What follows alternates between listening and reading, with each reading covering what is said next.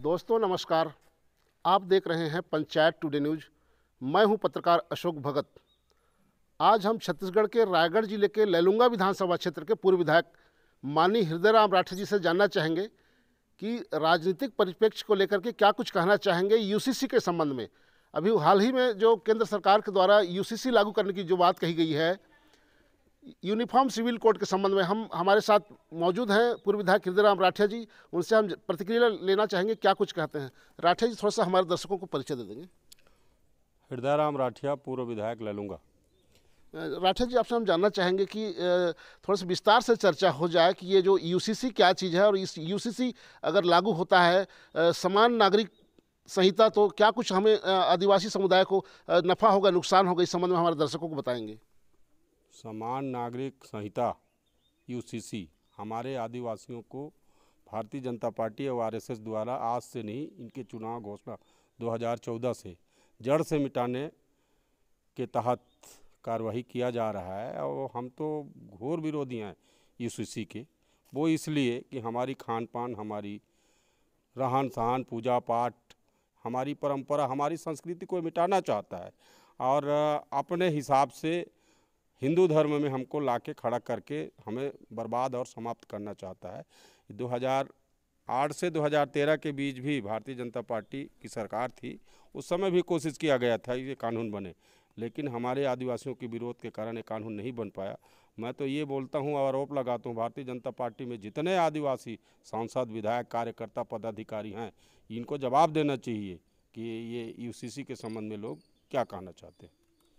तो आप समझ सकते हैं कि यूसीसी अगर लागू होती है, समान नागरिक संहिता अगर लागू की जाती है भारत में, तो इससे जो है आदिवासी समुदाय को, एसटी एससी को विशेष जो नुकसान पहुंचने वाली है, उसके संबंध में हमारे साथ अभी हृदयराम राठे जी बता रहे थे कि इससे जो है हमारी जो प्रथागत जो व्यवस्था है, कस्टमरी लॉ जो है, उसको जो है बहुत ज़्यादा मात्रा में नुकसान पहुंच सकता है, ऐसा इनका मानना है। चूँकि इनसे हम और भी प्रतिक्रिया लेंगे।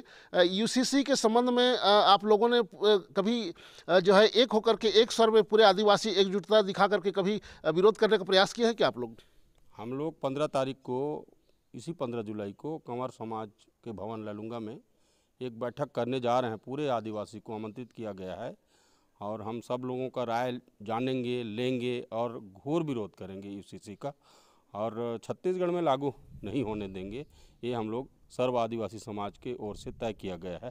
साथ में सरकार द्वारा जो 5वें और 6ठे अनुसूची लागू किया जा रहा है, वो हमारे आदिवासी नेता अरविंद नेताम द्वारा जो लोकसभा में लिख के दिया गया था, वो पूर्णतः अक्षरशः पालन नहीं हो रहा है, उसका भी मांग करेंगे। ये दोनों संबंध में हमारी 15 तारीख को बैठक लैलूंगा में आयोजित की गई है। चूँकि राठिया जी, आपसे मैं सवाल करना चाहूँगा, ये जो मुद्दा है ये कोई क्षेत्रीय मुद्दा नहीं है, छत्तीसगढ़ की मुद्दा नहीं है, झारखंड की मुद्दा नहीं है, ये जो है वेस्ट बंगाल का मुद्दा नहीं है। ये जो मुद्दा आप जो इसी का जो मुद्दा है यूनिफॉर्म सिविल कोड, ये पूरा राष्ट्रीय मुद्दा है, कहना चाहिए। पूरे राष्ट्र के जो हमारे भारत देश के अलावा हमारे जो केंद्र शासित प्रदेशों में रहते हैं, वहाँ पर भी यूसीसी अगर लागू होती है तो वहाँ पर जो उनका जो कस्टमरी लॉ है, उनका जो प्रथागत व्यवस्था है, उनका जो जातिगत व्यवस्था है, उनका क्या कहना चाहिए, ये जो सिस्टम है पूर्वज से जो चला आ रहा है, पुरखों के द्वारा जो चलाया जा रहा है, पूजा पाठ या नेग नेक्चर जो भी कह सकते हैं, शादी विवाह या जो भी लेन देन है, या फिर गीत गोविंद है, इसके माध्यम से ये जो तमाम जो क्षेत्र हैं वहाँ पर के लोगों पर भी इसका जो प्रतिकूल असर पड़ेगा। छत्तीसगढ़ के अलावा इसको किस नज़रिए से देखते हैं आप? पूरा भारतवर्ष का ये जो इतिहास कहना चाहिए, जो प्रथागत व्यवस्था है, इसमें बहुत ज़्यादा नुकसान पहुँचने वाली है। इसके लिए छत्तीसगढ़ के अलावा अन्य जगह आप लोग क्या कुछ प्रयास करने वाले हैं भविष्य में? निश्चित तौर से ये राष्ट्रीय स्तर का मुद्दा है और हमारे पूरे भारतवर्ष में बसने वाले आदिवासियों के लिए घातक है और हम लोग की बर्बादी है। तो हम चाहते हैं, मैं तो साफ ये कहना चाहूँ कि भारतीय जनता पार्टी और आरएसएस से जुड़े लोग जो आदिवासी हैं, यदि वास्तव में आदिवासी के बच्चे हैं, आदिवासी ई के संतान हैं, तो उनको पहले अपना स्थिति स्पष्ट करना चाहिए और भारतीय जनता पार्टी में बसने काम करने वाले आदिवासी भाइयों को पार्टी छोड़ देना चाहिए और हमारे साथ आना चाहिए। तो आप समझ सकते हैं राठिया जी का कहना है कि तमाम जो राजनीतिक पार्टियों से जुड़े हुए जो लोग हैं, जो शीर्ष नेता हैं, उनको, जो आदिवासी हैं मूर्त रूप से, उनको जो है पार्टी को त्याग कर देना चाहिए, ऐसे इनका कहना है। चूँकि कस्टमरी लॉ जो है उसके अनुसार जो यूसीसी, जिसको आप कह सकते हैं कि समान नागरिक संहिता, इसके लागू होने पर किस किस जाति समुदाय को कितना ज़्यादा नुकसान पहुंच सकता है? नहीं, जाति विशेष को नहीं। हम जैसे मैं अनुसूचित जनजाति से हूँ, कंवर समाज से बिलोंग करता हूँ, हमको तो प्रभाव पड़ेगा ही, दुष्परिणाम इसका मिलेगा ही। साथ में जितने भी आदिवासी हैं या जितने धर्म मानने वाले हैं, चाहे वो हिंदू माने, चाहे मुसलमान रहे, चाहे ईसाई रहे, चाहे बौद्ध रहे, चाहे पारसी रहे, सब में फ़र्क पड़ेगा। और सबको अपनी संस्कृति परंपरा, जैसे हमारा बर बिहा, बेटी लेना देना, पूजा पाठ, हमारी जो परंपरा है पूर्वागत संस्थागत जो करते आ रहे हैं, उसमें प्रभाव पड़ेगा। और मैं नहीं मानता कि सब लोगों का अलग अलग परंपरा है। ये भारतीय जनता पार्टी और आरएसएस अपने हिसाब से ये कराना चाहते हैं पूरा देश में, ये इनकी नहीं चलेगी, इसका घोर विरोध किया जाएगा।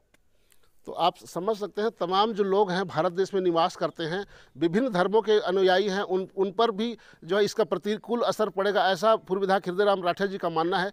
अब देखना होगा कि इस पर जो है शासन प्रशासन स्तर से क्या कुछ निर्णय ली जाती है या फिर केंद्र सरकार इस पर क्या कुछ मुहर लगाती है, देखने वाली बात होगी। आप देख रहे हैं पंचायत टुडे न्यूज़। आप हमारे चैनल को अधिक से अधिक लाइक, शेयर, कमेंट और सब्सक्राइब करें। फेसबुक और इंस्टाग्राम में फॉलो कर सकते हैं। खबरों के ताज़ा अपडेट के लिए सब्सक्राइब करें पंचायत टुडे न्यूज़ और बने रहें हमारे साथ। आप हमारे चैनल को फेसबुक और इंस्टाग्राम में भी फॉलो कर सकते हैं।